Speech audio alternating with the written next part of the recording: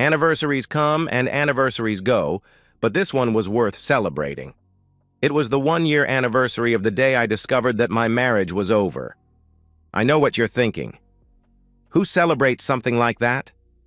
Well, I'm not so much celebrating the pain as I am pausing to recognize that I lived through it and came out the other side stronger. It was 1 year ago today that I was sitting in my office thinking, I didn't sign up for this, did I? I remember the vows, for better or worse, in sickness and in health, till death do we part. Death was starting to look like a way out. It was my exit strategy. You see, that day I learned that my lovely and loving wife of 6 years, my best friend, the woman who was everything to me, was a cheating woman. I know what you're thinking. You think the signs were there. She was staying out late, taking showers as soon as she got home, always too tired for love, and getting snippy with me over every little thing. Nope. There was none of that. I was just a clueless bastard. So how did I find out? It was a Wednesday and nearing the lunch hour. I was on my way back to the office after making an unplanned office visit to a client, and I was thinking that I'd grab a fried fish sandwich at a little shop I know. They call it the Whale, and it's fresh fried with tartar sauce, lettuce, and tomato on a sub roll. It's like fish and chips on a bun. You know how it is when things are going well, everything is falling into place, the clients are happy, and you're enjoying thinking about a good lunch that's just minutes ahead of you. That was me. I was fat, dumb, and happy. That's when it happened. I was stopped at a light when I saw my lovely wife coming the other way make a right-hand turn into the parking lot of the local no-tell motel. I thought, what the hell? I made a right into the gas station parking lot, pulled into a spot, and watched as she got out of her car and walked straight to one of the rooms. She knocked, the door opened, and in she went like she'd done it 1,000 times. What the hell? You're probably thinking that I ran across the street and started beating on the door. Then I broke down the door and beat him with my bare hands. Now you're thinking that I slipped across the street and walked to the room where I found the curtains slightly parted. I looked between the curtains, and I saw everything I needed to know. No, not that either. I needed to know.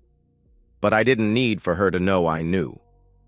I just found a place where I could sit quietly in my car and watch that door. An hour after she arrived, she left. 5 minutes behind her was a man wearing an expensive suit who got into his Lexus and drove away. Typical.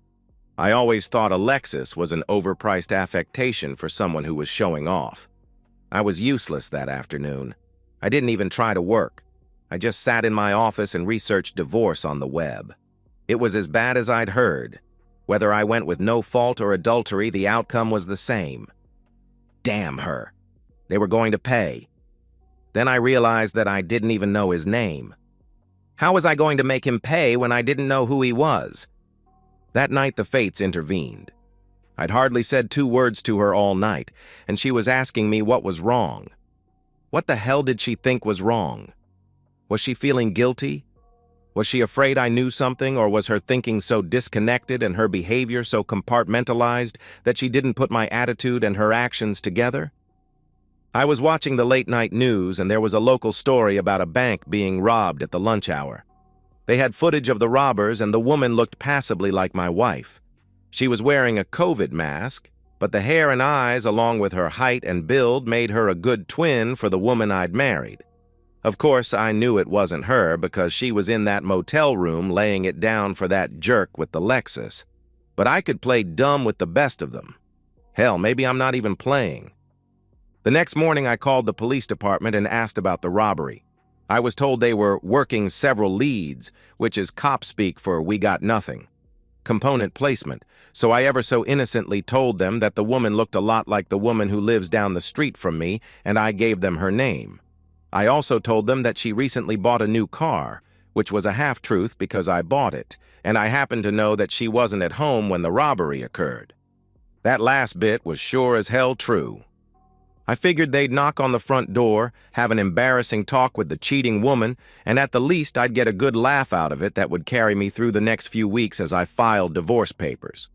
Oh no, it went much better than that. When the cops saw that she really did resemble the robber to a remarkable degree and she couldn't explain where she was at the time of the robbery, they took her to the station for what they euphemistically referred to as an interview, where she was forced to admit to where she'd been and who she'd been with. It wasn't hard for anyone who heard her to guess what she'd been doing. By the way, that's how I eventually got the jerk's name. They kept her while they checked out her alibi. That's a sanitized way of saying they put her in a cell and went to the jerk's house looking for him. When they didn't find him, his wife gave them his work address. The interest in her husband did not escape the attention of his wife. When he tried to deny the affair, they went to the motel and pulled the records. His electronic signature did not help his credibility with the police, but it did provide them both with an alibi. It turns out that lying to the police really is a crime, and so they returned to his home that evening to charge him with a minor offense. I secretly suspect they waited until he was home so they could arrest him in front of his wife. It didn't result in any great fine or jail time for Jerk, but it did get him divorced. The story was just too juicy to contain, and the matter of the cheating bandit became a running joke at the station that was soon told to the spouses. The spouses told their friends, and their friends told their friends, and pretty soon my wife and the jerk were the laughingstock of the town. Even the judge who heard my divorce plea laughed when he realized who she was. Eventually, the divorce was final. She did all the expected things and said all the usual cliches, but trust was broken, and it wasn't going to mend in this lifetime. She heard the whispers and the stifled laughs behind her back wherever she went, and she soon left town not far behind the jerk. I have no idea where she is or whether they are together, and I can no longer care. I am moving forward. Looking back, I sometimes wonder if it was worth the effort. I knew she cheated on me, and I was content to divorce her for it, but I wanted to hold her up to public ridicule as the cheater who had to confess her affair to avoid being arrested for armed robbery.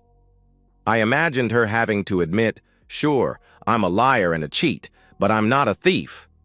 There was less satisfaction in it than I had hoped, but I have to admit that I would do it again if faced with the same situation. Eventually, 2 police officers paid me a visit. You can't do anything with anonymity anymore, so they knew full well it was me who called them and tipped them off to my wife. Officially, they were not amused. Unofficially, I offered to buy them each a beer and we decided to call it even. It seems one of them was divorced and the other was getting divorced, and they admired my creativity. "Just don't do it again," was all they told me.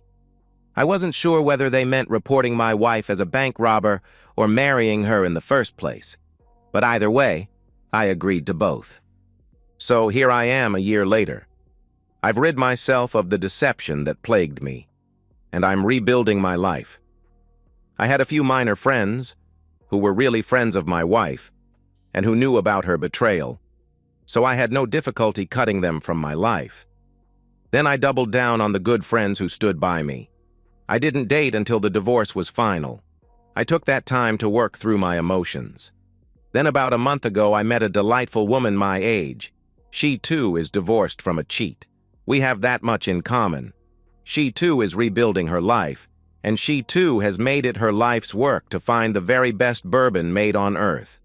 We consider it our sacred mission, and we take our mission very seriously. Maybe we'll make it, and maybe we won't. We're taking it very slow. For now, I'm enjoying every minute I get to spend with her, and tonight she's helping me celebrate my divorce. Wish me luck. And that's the end of today's story. If you enjoyed it, please give this video a thumbs up and drop a comment below. Your support helps the algorithm push my content further. If you're new to the channel, don't forget to hit that subscribe button. It really helps me keep creating more stories for you.